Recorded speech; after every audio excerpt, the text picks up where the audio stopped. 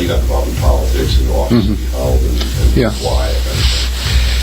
I got in politics quite by accident, if you can believe that. I worked in New York City as an architect for 17 years, and although I lived in Mt Vernon, I didn't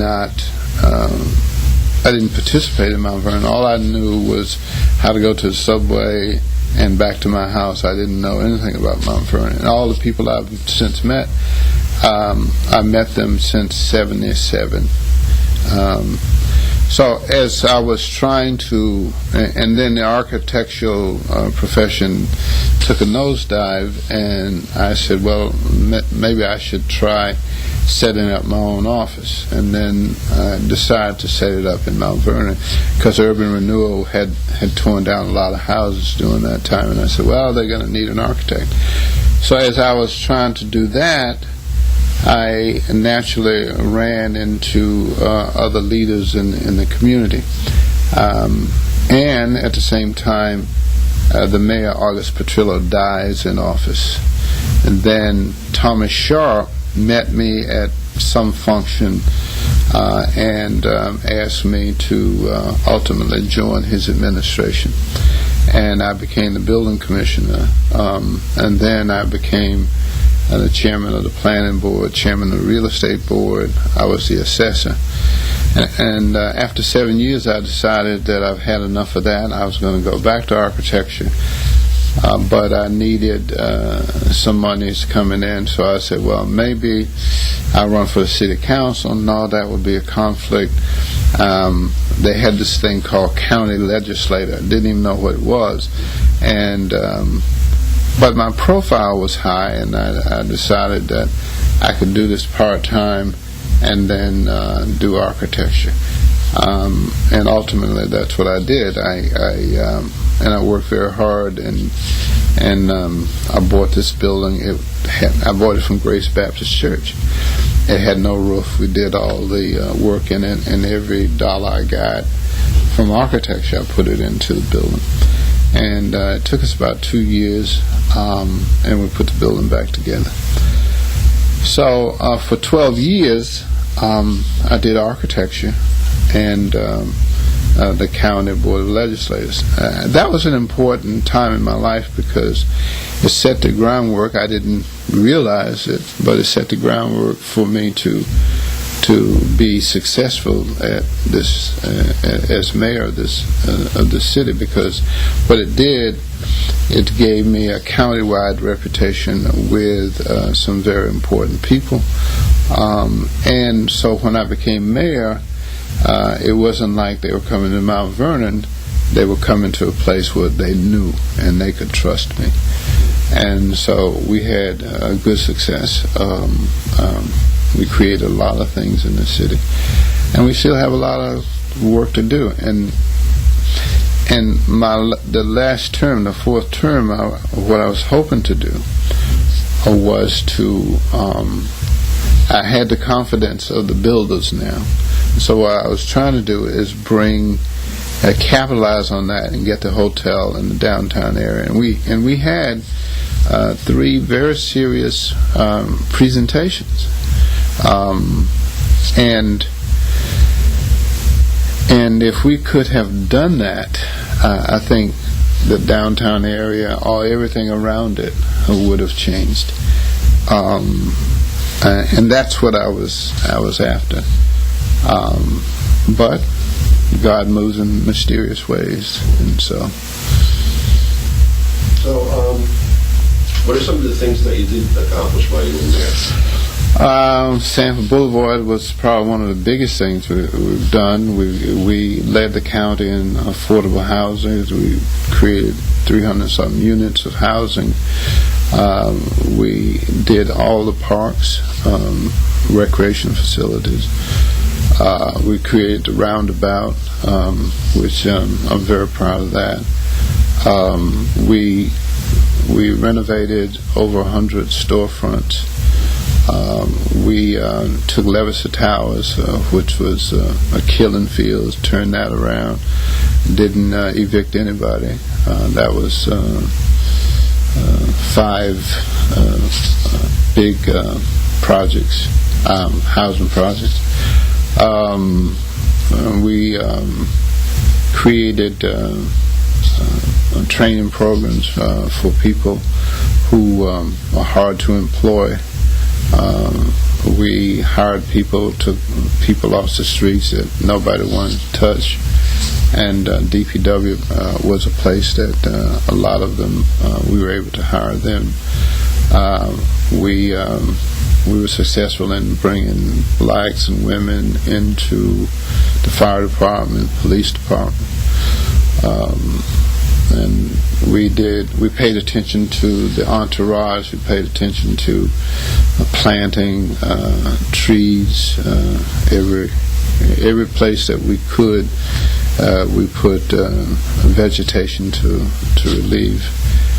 We took the traffic lights and put LED on that. We took Brush Park and they had no lights. We lit Brush Park so now kids can play at night. We took the tennis center down on Sanford Boulevard and changed that. We did it with DPW labor. And did a whole series of things. We opened up government. I had no free time, and that's what I'm suffering from now, is that now I got some time. And we felt it important that people see the mayor of the city. And so I went to weddings, I went to bar mitzvahs, I went to all of it, and I learned a lot from that. And we created sister cities. Went to Brazil, went to China twice. So we are known internationally, and all of that is very important to get the message out. We had become somewhat a respectable city, but there are other.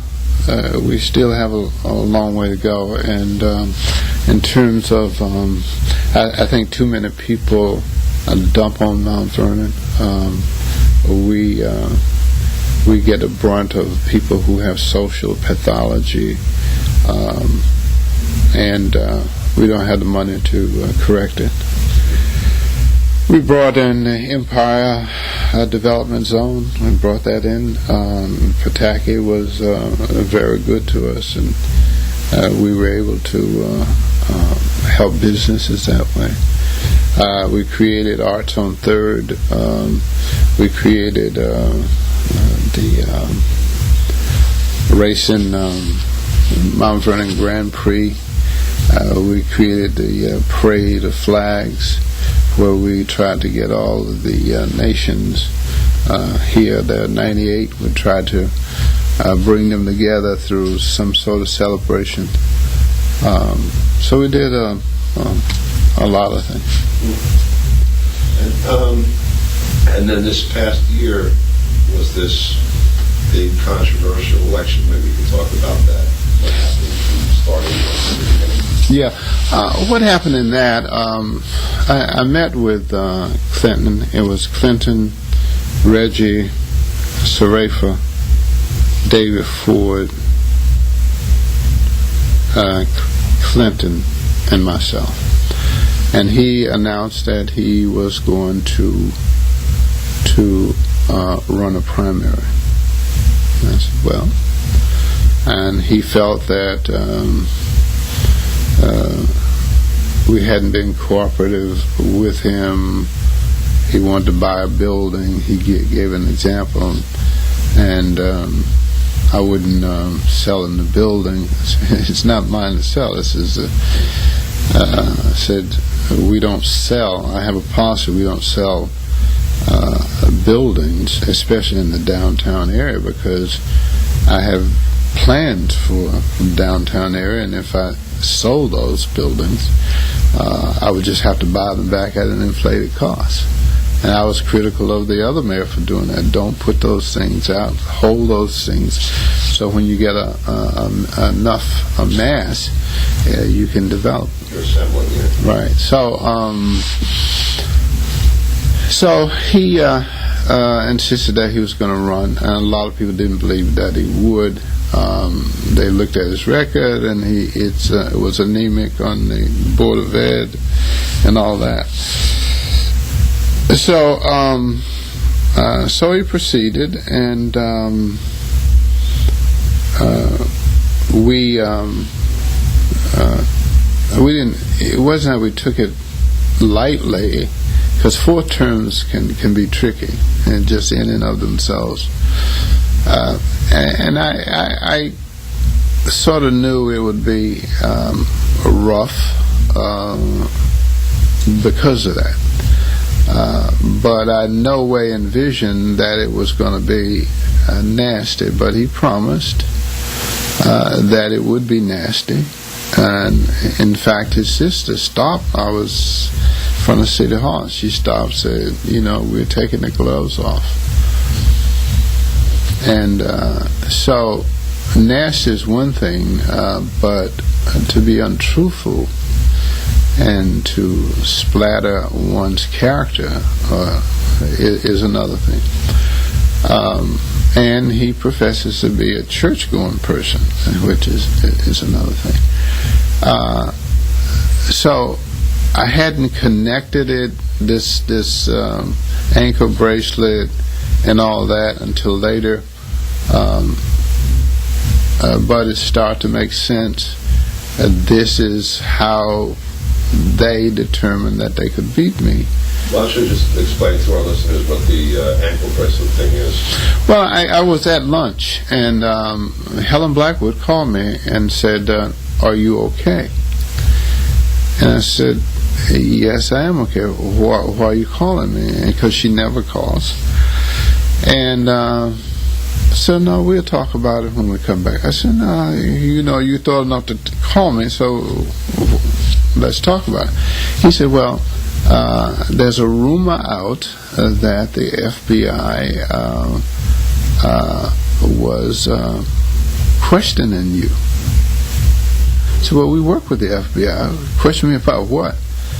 And so, and the crescendo got louder, and it started getting more and more ridiculous. And it says that you're going to be arrested in any minute. I said, well, that would be good, but could you tell me what I'm going to be arrested about? And nobody could come up, and even the newspaper reporter had called, "Is it true?"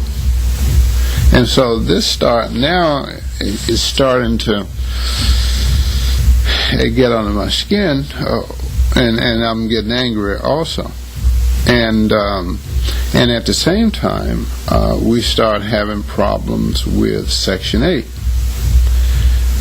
Section 8 I was never happy with it, so I asked the county to come down to look at it and tell me what's wrong with this thing, and I took the commissioner away from it because I didn't want her to interfere. And they brought a county person down and said we could help you. And for a year and a half, the county was actually running Section 8, working with HUD and all of that. Now, what happened was very strange, because I put my chief of staff in charge of the process. I went down to HUD, told him what I was going to do. We're trying to make this thing right. This is the guy that's going to be managing it. We're bringing in HUD. Bringing in the county. Make a long story short, brought the person in, a year and a half. He worked for us. We gave him carte blanche. He was with HUD all the time. And then HUD came in for some sort of evaluation, and one of the staff that was now running the planning department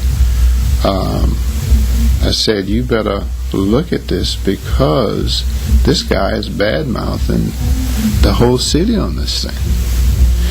So I questioned this guy about it, and we have documentation to prove it, because we got it off his computer. Well, and I was going to fire him, and he handed me his resignation. And the next thing I knew, HUD had taken Section 8 from Mt Vernon and gave it to the county. So, I mean, I didn't care about the county running Section 8 because we were not doing a good job. But I did care about the process, how they went about doing it.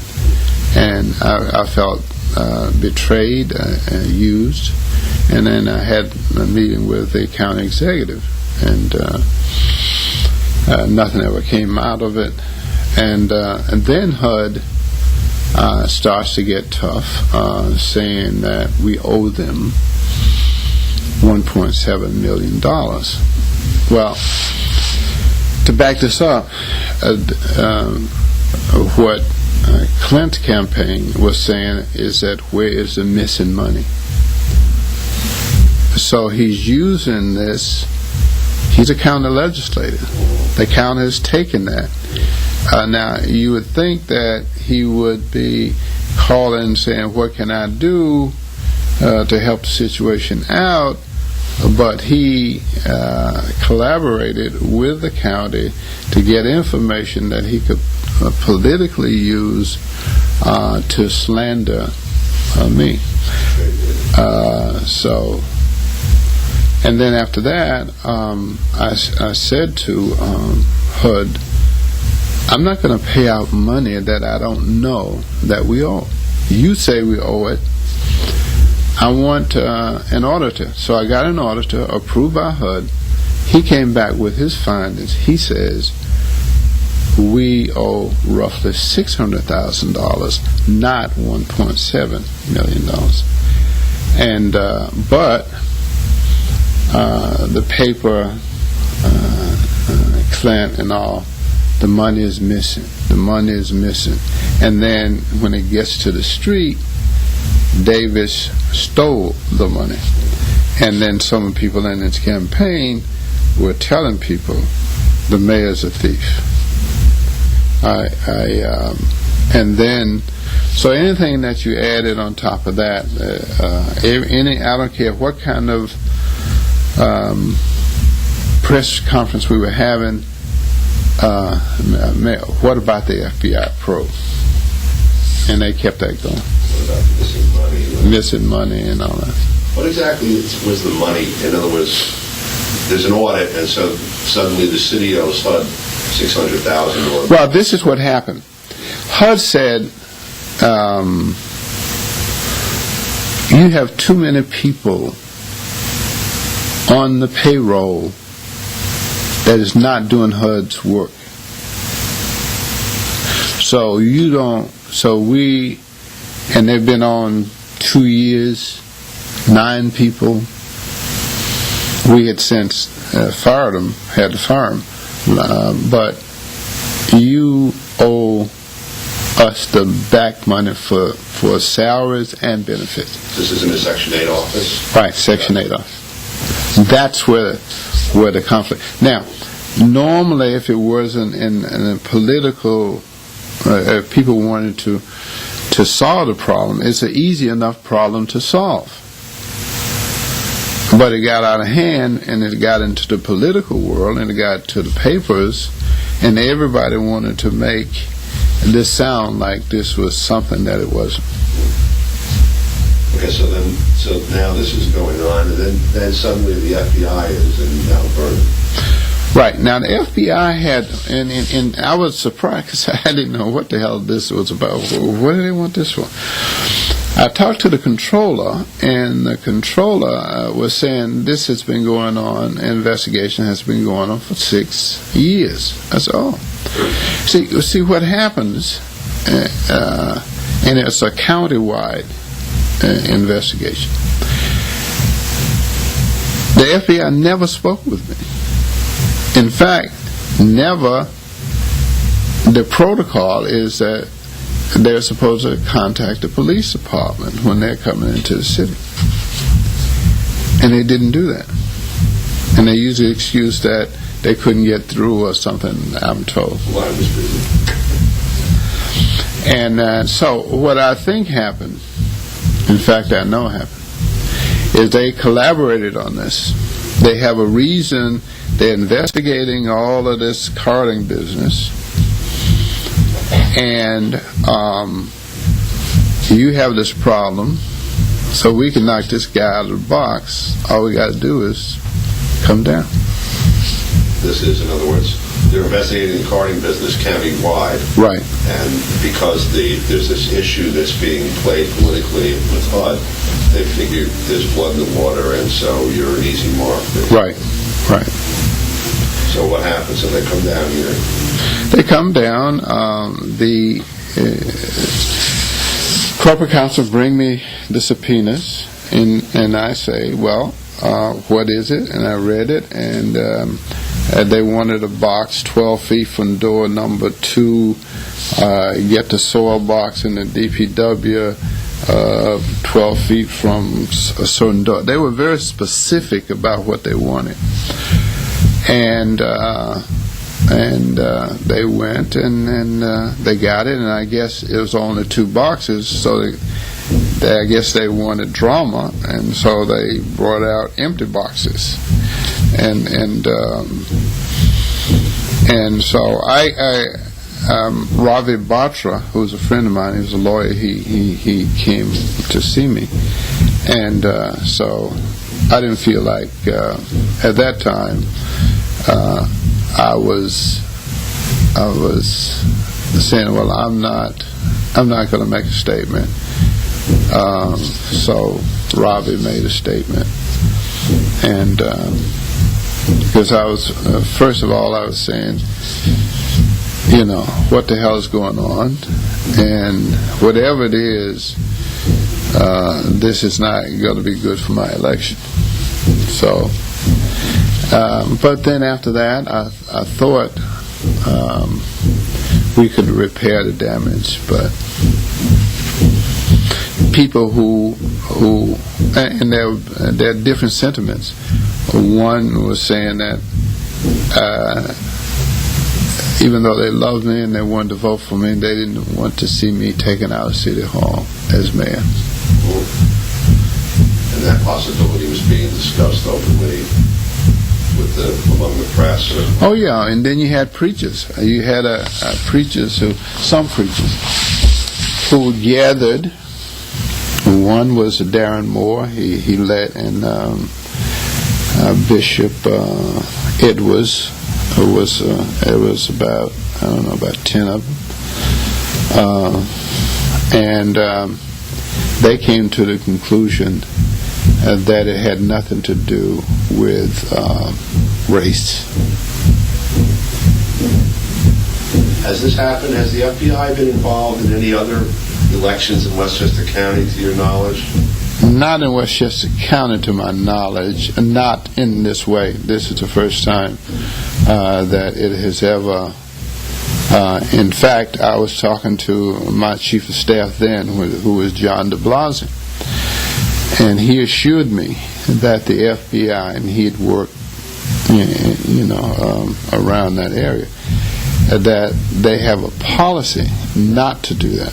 So he says they could do it anytime, which is true. I mean, there was nothing urgent about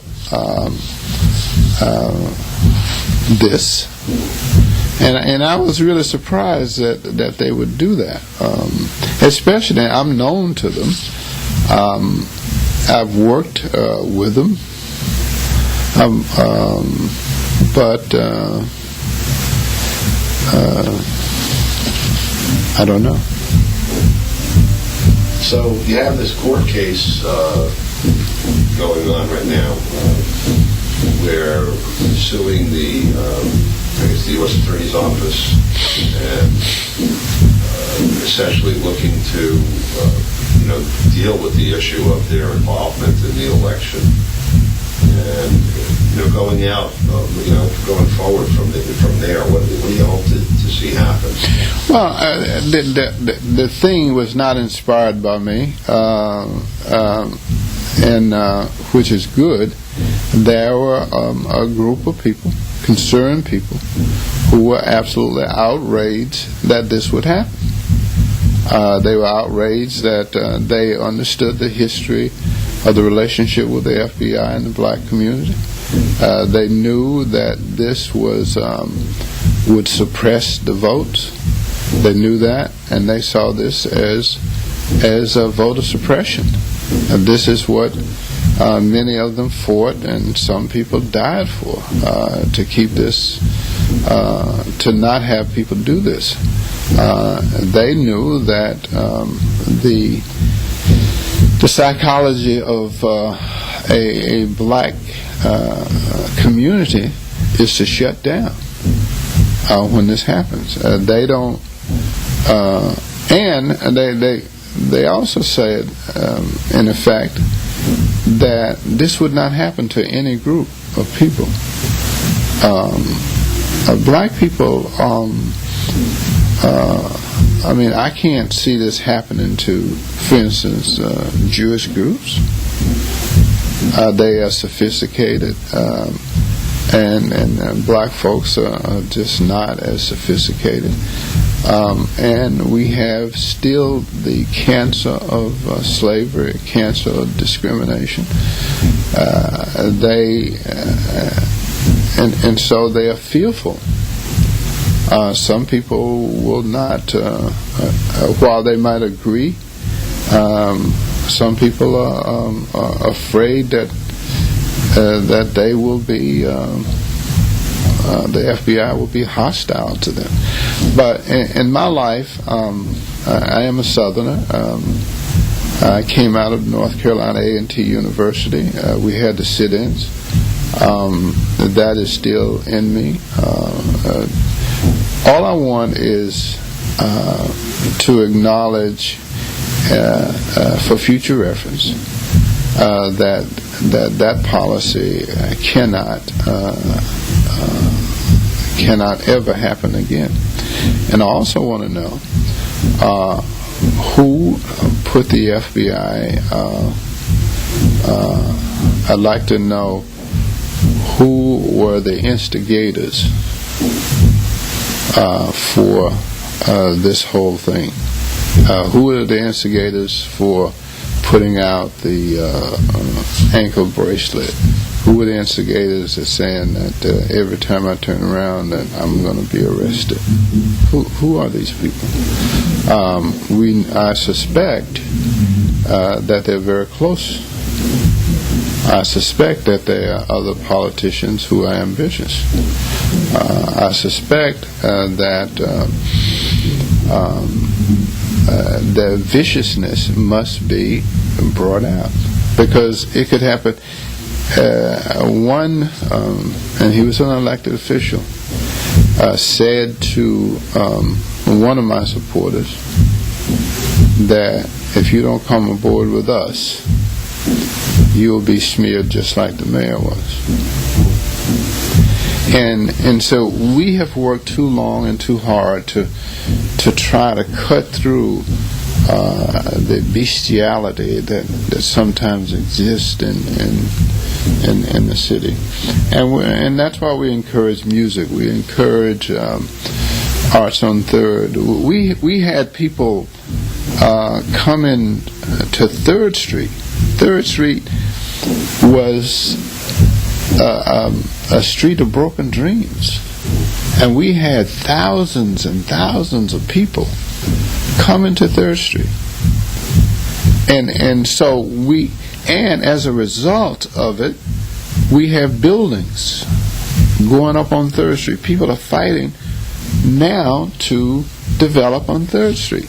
So the whole idea, and the reason Arts on Third was so important, is because it took away the reputation that Third Street had. Now, right now, you have Richardson's group is putting 133 units of not just affordable housing, and as an architect, I've made a redesign that about 3 or 4 times.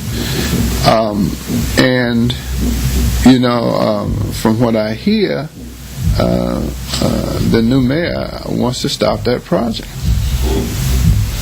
And so we're in for some rough riding, it seemed to me.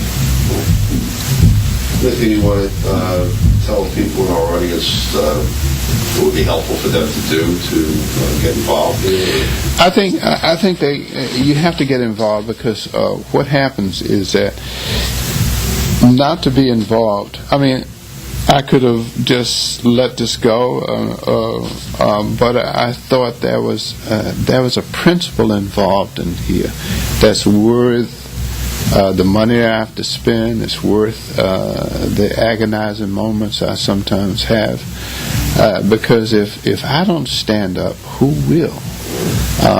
And we must get back to the point where we must insist that we be treated with respect, because once they know that they can take out a leader, what do you think happens to the person in the street? We cannot be easy targets for people to have target practice on whenever they feel like it, whenever they're angry about something else. There has to be respect, and see, when you carry yourself in a respectable manner, even if it costs you, you don't know who is watching you. But if you don't do what you can do, then you have no reason to complain. Like, already people second guessing what they did or did not do. Leadership means a lot. If you don't believe that, look at this country today. We are in a protracted engagement that's going to last for 50 years at least. So it's important that you be intelligent about your community. It's important that you get involved. It's important that you hold people accountable. I don't care. You see, when you break down systems, you have institutions, but those institutions are run by people. And if the people are not right, the institution, whatever the mission is not going to be right. And they won't be right just because you want them to be. You got to challenge them. That's why I insist on. That's why you put civilians in charge of police. You have to, because all of that power, what is that? Power corrupts, and absolute power corrupts absolutely. And this is how I see it. I have no choice. I am just absolutely glad that there are some people out here still who are willing to fight the fight, willing to take whatever measures they need to take, whatever they need to do within legal means to let people know that this is just not going to be something that you can get away with in this city. And I mean, when we had the sit-ins in Greensboro, North Carolina, it was started by 4 young boys. It was not a whole lot of people. 4 young boys. And I was coming out, and I had one of them. I have a radio show. I had one of them on my show, Joseph McNeil. And they could not possibly have known that this was going to change the whole face of the South. They said, look, the way they put it to me, and I was coming from the library, they said, D, we are supposed to be the leaders of tomorrow, yet we cannot sit where the most ignorant white man can sit. So I said, yeah. So what are you going to do? We're going back down there. Okay. So they went back down there. And they sat. And next thing you knew, the student body got involved. And the next thing you knew, whole student body came down. And Women's College, which was white, they joined in. And next thing you know, you had a whole movement that traveled from Greensboro further south on down. And next thing you know, the South has changed. And when I tell people, as a Southerner, I'm from Charlotte, North Carolina.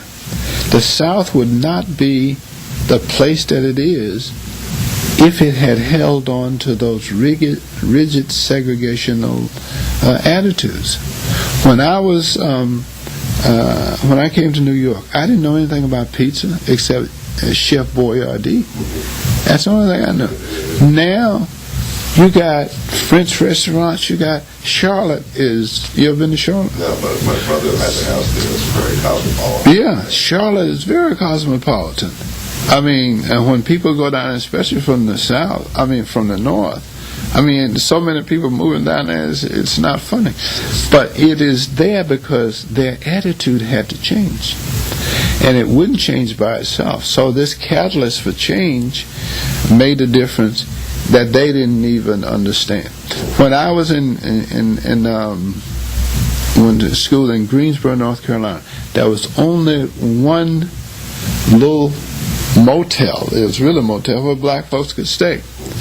When I came back for homecoming, because of what has happened, the whole Greensboro opened up. Now, and I never forget this little white guy. He was so happy because he says, these black folks got money, and I'm going to get me some, and so it opens up everybody. So we have to make a difference. We have to take a stand, and if you don't take a stand now, when you gonna take a stand? And you have to care and see, we have to break things down. A lot of people argue about Sharpton.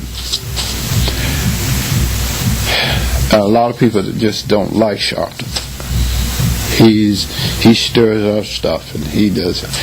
And I went to his birthday party the year before last downtown, and he said, a lot of people even get jealous because I'm in the newspaper, I'm on television. He said, that's one side of it. He said, but the thing that hurts me is that people that you have lobbied for and worked for, and they have become successful because of it, now they no longer want to be associated with me.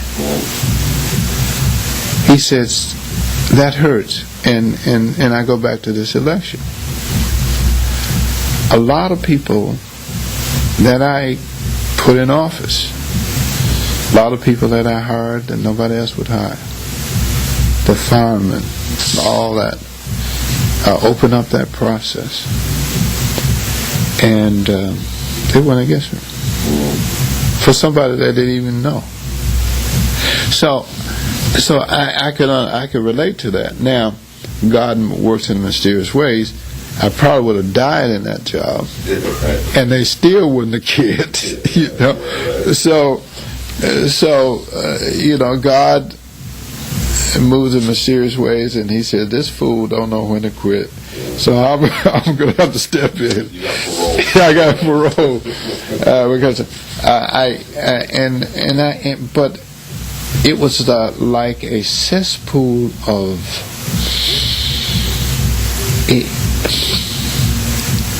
See, I'm not a natural politician, so I don't.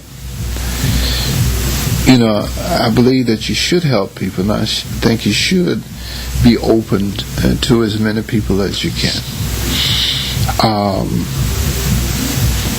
And I remember one guy, a friend of mine, and 12 years ago, and when they said I was going to run, and he came up to me.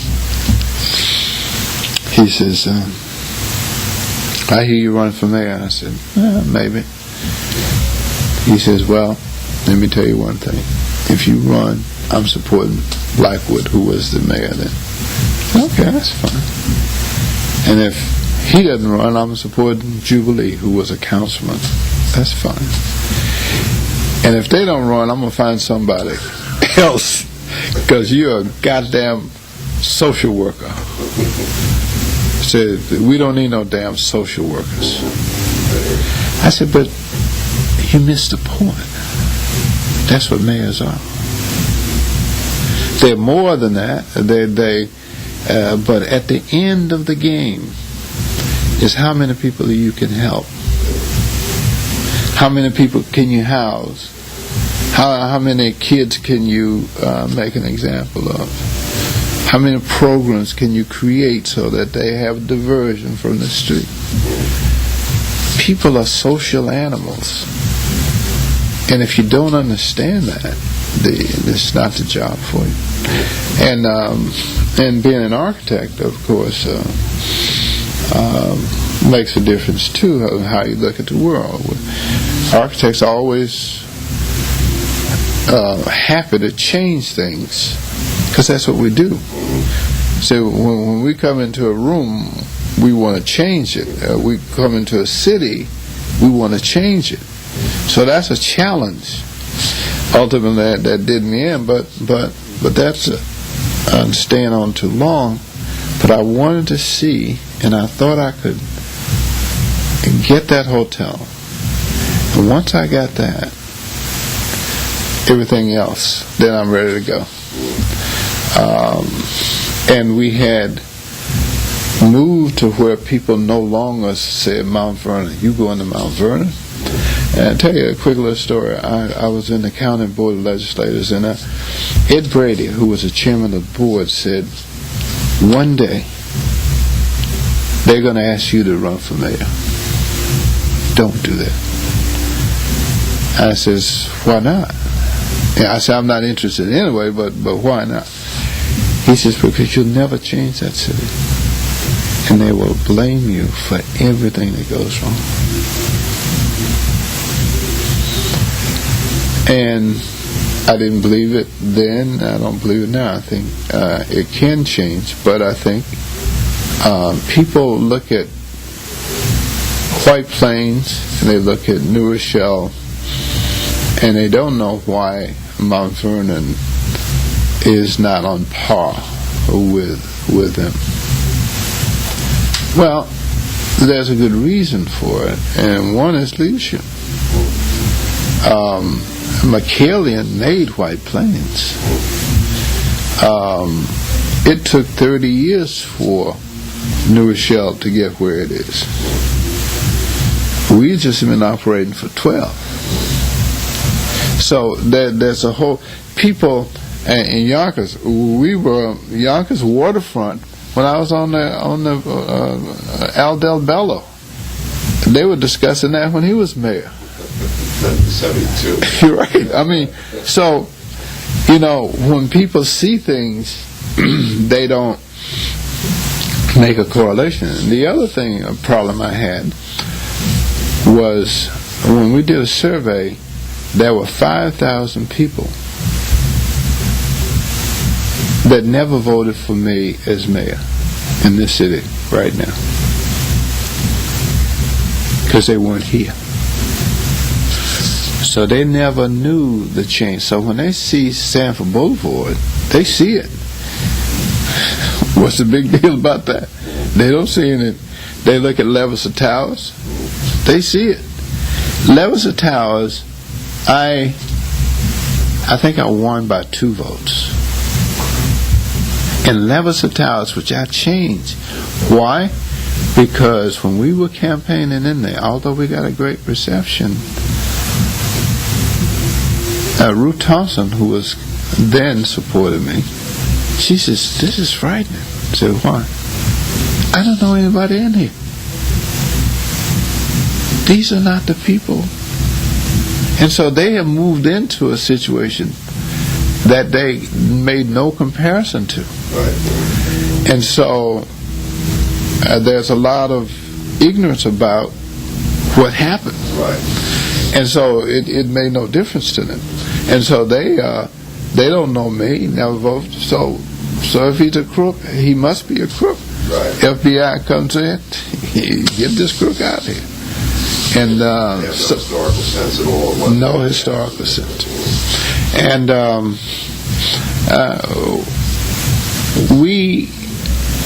it's a lot of hard work in a city like this. I'll tell you one more story that that you learn as mayor if you go around. We had this great idea to on Sanford Boulevard. Had a fire. Guy wanted to put 50-something units of housing, and ultimately it's going to be owner occupied. And I made him redesign it to make sure we got the right stuff. A lot of people spoke against it. So now wait a minute. Now we have this crap here, and we're going to put a brand new building here, and what's the problem? I didn't get to it until one night I went to a meeting, and a lady who works for the county said to me, did you know that we have all of these people moving into that neighborhood that's problematic, that the county had put in that area? So what they thought is that now you're building a building and you're going to attract all these people in. So there's a lot going on in this city that unless you scratch the surface and unless you care to hear what they got to say. Now, they were wrong about it, but you certainly understood the genesis of why they were afraid. Now, if you had, there has to be a coordinated effort by the county board of legislators and the mayor to make sure that Mount Vernon is not an easy target.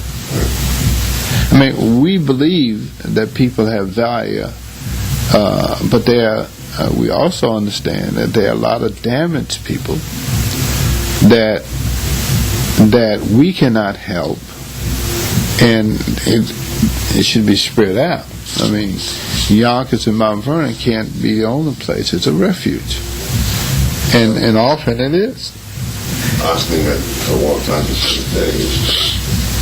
you have need group homes, for example. People need a place to live and deserve to be part of the community. But you have 12 on 3 blocks, say, in Austin, and then none in Briarcliff and none in Bowden. Well, suddenly Austin can't handle it. Right. You don't have the and what happens is that now you got a special police block. Mount Vernon did this. Mount Vernon did this, and it's wrong.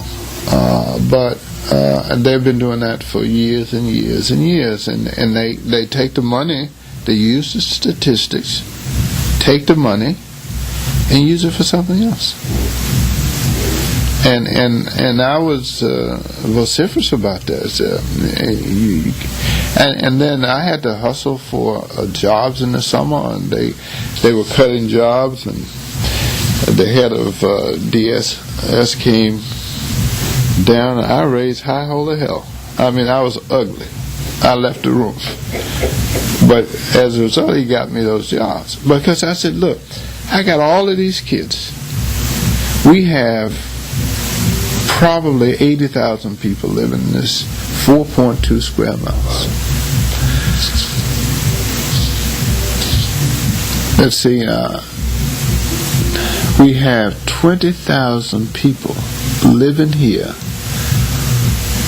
under the age of 20. So, in 4.2 square miles.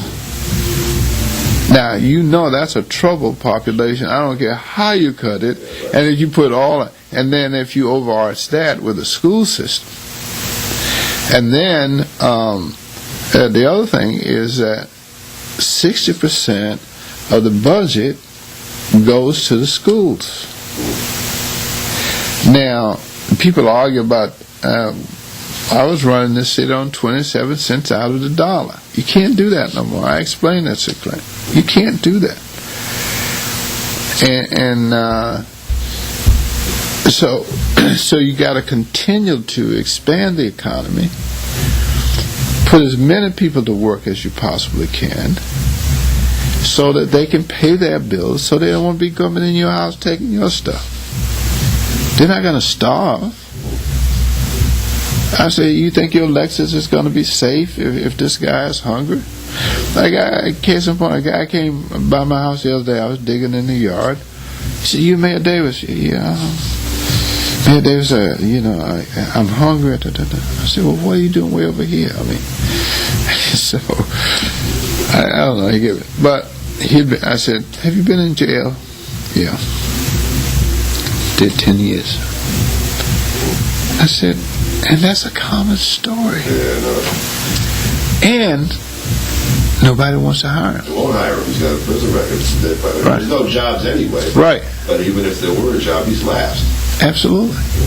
And so I got this in this city. Yeah.